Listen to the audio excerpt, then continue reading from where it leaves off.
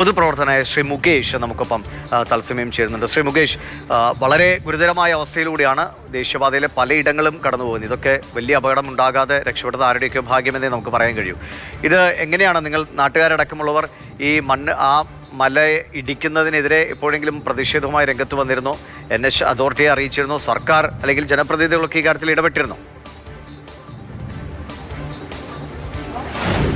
തീർച്ചയായിട്ടും ബഹുമാനപ്പെട്ട MLA രാജഗോപാലൻ ഉൾപ്പെടെ ജനപ്രതിനിധികൾ ഈ വിഷയവുമായി ബന്ധപ്പെട്ട് നിരന്തരം ദേശീയപാത അതോറിറ്റിയുമായി സമീപിച്ചിട്ടുണ്ട്.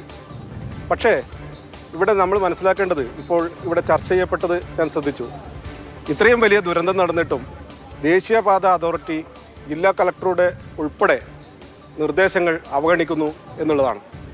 അത് വലിയ വിഷയമാണ്. ജനങ്ങളെ സംബന്ധിച്ചിടത്തോളം ആരോട് പറയാനാണ്? ജനങ്ങളുടെ പ്രശ്നങ്ങൾ ആരോട് പറയാനാണ്? ഇത് വൈകിപ്പോയി എന്നാണ് ഞങ്ങളുടെ അഭിപ്രായം. മനസ്സിലാക്കേണ്ടത്, ഈ ദേശീയപാത നിർമ്മാണം ആരംഭിക്കുന്ന ഘട്ടത്തിൽ തന്നെ ഈ റോഡ് ഉൾപ്പെടെ വളരെ ചെലവ് കൂടിയ രീതിയിലാണ് നിർമ്മിക്കുന്നത്. നമ്മളോടൊക്കെ ദേശീയപാത ഡിസൈൻ ചെയ്യുന്ന സമയത്ത് പൊതുപ്രവർത്തകരോട് പറഞ്ഞത് പരമാവധി ദൂരം കുറച്ചുകൊണ്ട് ചുരുങ്ങിയ വേഗതയിൽ ചുരുങ്ങിയ അവിടുത്തെ മണ്ണ് കണ്ടുകൊണ്ടാണ് ഇങ്ങനെ ഒരു അലൈൻമെന്റ് എന്ന ഒരു ആരോപണം വരെ ഉണ്ട് എന്നാണ്. അതിലെന്തെങ്കിലും ഒരു കാര്യമുണ്ടോ? താങ്കൾക്കും അങ്ങനെ തോന്നിയിട്ടുണ്ടോ? ഒരു സംശയവും വേണ്ട. ദേശീയപാത നിർമ്മാണം ഏറ്റെടുത്ത കമ്പനി അദാനിയാണെന്നാണ് ഞാൻ മനസ്സിലാക്കുന്നത്. പക്ഷേ ഇവിടെ ഉപകരാറെടുത്ത മേഗാ കമ്പനി അവർ തീരുമാനിക്കും അലൈൻമെന്റ് എതിലൂടെ വരണമെന്ന്. നമ്മുടെ ഇപ്പോൾ ചട്ടഞ്ചാലിലായാലും ഇവിടെ വീരമലയിലായാലും മട്ടലായിലായാലും തളിപ്പറമ്പിലായാലും എല്ലായിടത്തും അവർ തീരുമാനിക്കുന്ന രീതിയിലാണ്. ഒന്ന് നിങ്ങളുടെ ചാനൽ കാസർഗോഡ് മുതൽ ഒന്ന് തളിപ്പറമ്പ് വരെ ഒന്ന് പോയി നോക്കൂ. അവിടെയൊക്കെ ഇതുപോലെ ഭീകരമായ കാഴ്ചകൾ കാണാം. എല്ലാ സ്ഥലങ്ങളിലും ഇടിഞ്ഞുകൊണ്ടിരിക്കുകയാണ്. ജനങ്ങൾ ആരുടെയൊക്കെയോ ഭാഗ്യം കൊണ്ട് രക്ഷപ്പെടുന്നു എന്നല്ലാതെ മറ്റെന്താണ് പറയാൻ? അല്ലെ ശ്രീ മുകേഷ്, ഈ അലൈൻമെന്റ് മാറ്റുന്ന പറഞ്ഞാൽ കമ്പനിയുടെ ഇഷ്ടത്തിന് എന്ന നിലയ്ക്കല്ലോ ഇത്? ആദ്യം ദേശീയപാത അതോറിറ്റി ഈ പ്ലാനൊക്കെ തയ്യാറാക്കിയ ശേഷമാണ് ഇതിന്റെ കരാർ അടക്കമുള്ള കാര്യങ്ങളിലേക്കൊക്കെ പോകുന്നത്. അപ്പോൾ അങ്ങനെ ആര് കണ്ടു? കൃത്യമായി ഇടപെടലോടുകൂടി, അത് ആരുടെ ഇടപെടലാണ്? നമുക്ക് എങ്ങനെയെങ്കിലും അതിനെ ചെറുക്കാനുള്ള ഒരു ജനപ്രതിനിധികളൊക്കെ ഉണ്ടല്ലോ, MLA ഉണ്ട്, മറ്റ് സംവിധാനങ്ങളൊക്കെ ഉണ്ട്. അപ്പോൾ ഒരു ഇടപെടലും ഉണ്ടായില്ല എന്നാണോ? ഇപ്പൊ ഈ മണ്ണിടിക്കുന്ന സമയത്തെങ്കിലും അവിടെ പ്രതിഷേധങ്ങളുണ്ടായിരുന്നു? ബന്ധപ്പെട്ടിട്ട് പോലും ഇതിന്റെ പ്രതിഷേധങ്ങൾ നടത്തിയവർക്കെതിരെ ഈ നിർമ്മാണ കമ്പനി കേസ് കൊടുക്കുകയാണ്. പ്രതിഷേധങ്ങൾ നടത്തിയവർക്കെതിരെ ഇപ്പോൾ കേസ് നടക്കുകയാണ്. ഈ മൈച്ചിയിലുള്ള ഈ പ്രദേശത്തെ ജനങ്ങൾക്കെതിരെ കേസ് നടന്നുകൊണ്ടിരിക്കുകയാണ്. എല്ലാ പ്രതിഷേധങ്ങളെയും കേസിലൂടെ ഇല്ലാതാക്കാം എന്നുള്ള നിലപാടാണ് ഈ കമ്പനി ഇപ്പോൾ നടത്തിക്കൊണ്ടിരിക്കുന്നത്. എൻ്റെ വീട്ടിൻ്റെ തൊട്ടടുത്ത് ഒരു അടിപ്പാതയ്ക്ക് വേണ്ടി വലിയ സമരങ്ങൾ ഞങ്ങൾ നടത്തി. ജനങ്ങൾ ആ സമരത്തിൽ പങ്കെടുത്ത എല്ലാവർക്കും കേസെടുത്ത് ജനങ്ങളെ പ്രതിഷേധം ഇല്ലാതാക്കാം എന്നുള്ള നിലപാടാണ് ഇവർ സ്വീകരിക്കുന്നത്. പക്ഷേ ജനങ്ങളുടെ ജനകീയ പ്രക്ഷോഭത്തിന് മുമ്പിൽ അവർ മുട്ടുമടക്കിയ ചരിത്രവുമുണ്ട്. ശരി, ഞാൻ അങ്ങയിലേക്ക് തിരികെ വരാം. CK വിജയൻ ഇപ്പോൾ തുടരുന്നുണ്ട്. CK, ഇപ്പോൾ ശ്രീ മുകേഷ് സൂചിപ്പിച്ചതുപോലെ ആ കമ്പനിയുടെ ഇടപെടൽ, കമ്പനി തീരുമാനിക്കുന്നു അലൈൻമെന്റ് ഏത് വഴി വേണമെന്നാണ്. അങ്ങനെ അത്ര എളുപ്പത്തിൽ സാധ്യമാകുന്നതാണോ എന്നറിയാം. പക്ഷേ ആരോപണങ്ങൾ വരും, സ്വാഭാവികമാണ്. എന്താണ് അപ്പോൾ ഇത്രയധികം ആരോപണങ്ങൾ വരാൻ കാരണം? അങ്ങനെ കൃത്യമായൊരു പ്ലാനിങ്, അതായത് മണ്ണെടുക്കാൻ പറ്റുന്ന സ്ഥലങ്ങൾ വഴി അങ്ങനെയൊക്കെ സാധ്യമാണോ? എങ്ങനെയാണ് ഇത്രയും ഒരു സംശയത്തിൻ്റെ നിഴൽ ഇതിൽ വീഴുന്നത്?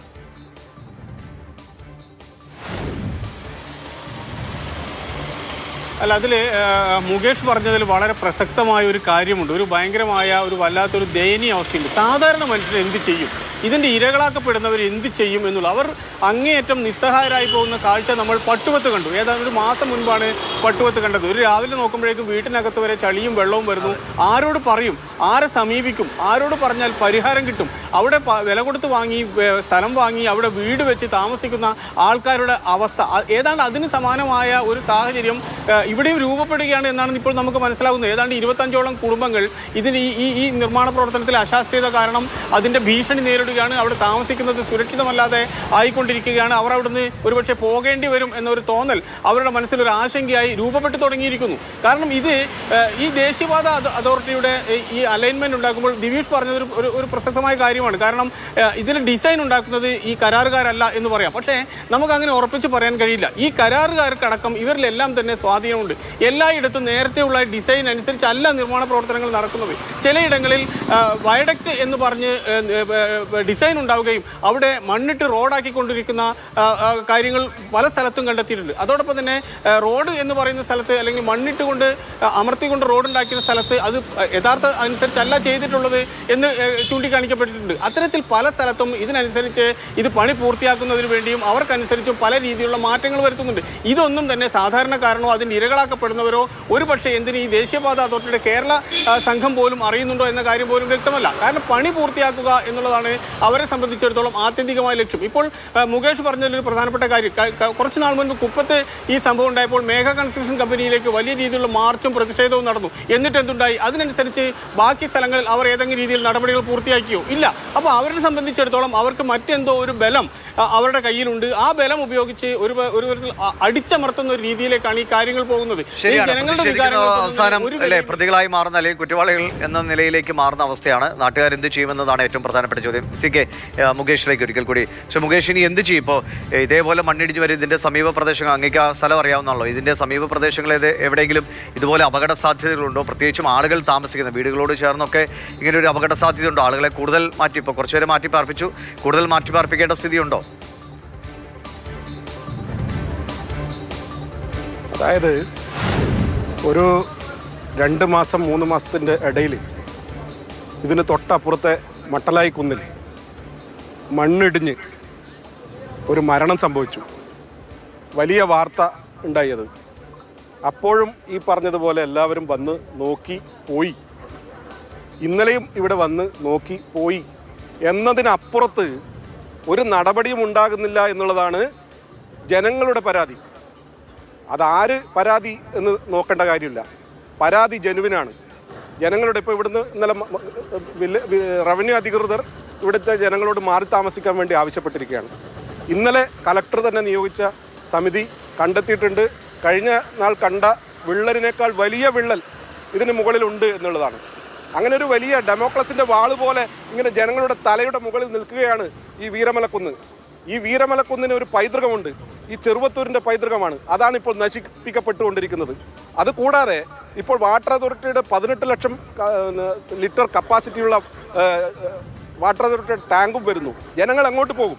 നിങ്ങൾ നേരത്തെ സൂചിപ്പിച്ചതുപോലെ ജനങ്ങൾ തൻ്റെ കയ്യിലുള്ള സമ്പാദ്യമൊക്കെ സ്വരുക്കൂട്ടി വെച്ച് ഒരു ഭൂമി വാങ്ങി അതിൽ വീട് കെട്ടി അവരോട് ഒഴിഞ്ഞു പോകണമെന്ന് പറയുമ്പോൾ എന്ത് ചെയ്യും? അതാണ് ഇവിടുത്തെ പ്രധാനപ്പെട്ട പ്രശ്നം. ജീവൽ പ്രശ്നമാണ്. വളരെ ഗുരുതരമായ സ്ഥിതിവിശേഷമാണ് ഇപ്പോൾ വീരമലക്കുന്നിനും സമീപ പ്രദേശങ്ങളുമുള്ള എന്ന് വ്യക്തമാണ്. ഇന്നലെ ഉണ്ടായ അപകടത്തിന്റെ കാഴ്ചകളാണ്. ആ കാറിൻ്റെ ഒക്കെ ചെളി പുരണ്ട നിലയിൽ നമുക്ക് കാണാം. അതിൽ അധ്യാപിക രക്ഷപ്പെട്ട് കഷ്ടിച്ചാണ്. ബസ്സുകളൊക്കെ തൊട്ടടുത്തടുത്ത് വന്ന നിലയിൽ നിന്ന് ഭാഗ്യത്തിന് രക്ഷപ്പെടുകയായിരുന്നു. ഇപ്പോൾ അദ്ദേഹം തന്നെ പറയുന്ന പോലെ വീണ്ടും അപകട സാധ്യതകളുണ്ട്.